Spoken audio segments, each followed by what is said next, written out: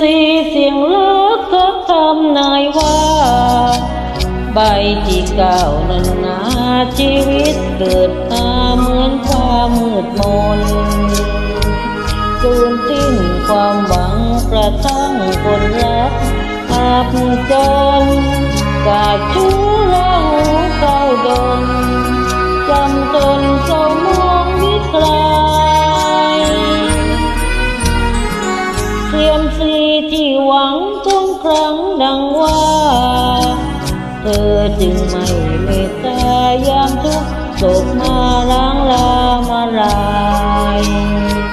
ลงสู้ถนอมยอมมอบชีวิต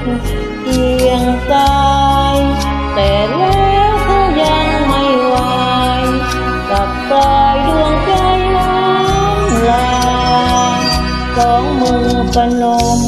สุดจะน้อมก้มกราบขอหวังใจให้เจ้าพ่อเทียมสีจงมีเมตตาช่วยดลใจเขาว่ารักคงมาหนูลาให้คืนกลับมาสมเป็นแก้วตาดวงเดียวแท้จริ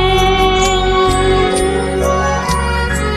เทียมสีเป็นนี้ไม่เป็นของใครคงจะกลุ่มจิตใจยอมรับจากไปเขาคงประวิงเหมือนดังความฝันเรามั่นคอยรักแอบอิง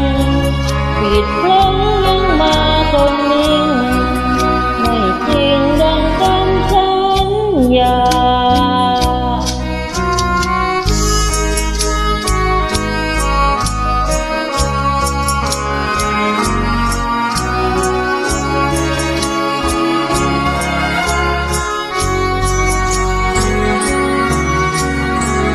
เทียมสีแผ่นนี้ไม่เป็นของใคร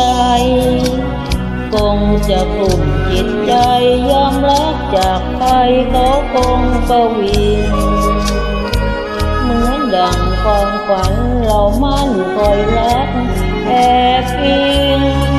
ผิดพลั้งยังมาทนนิ่ง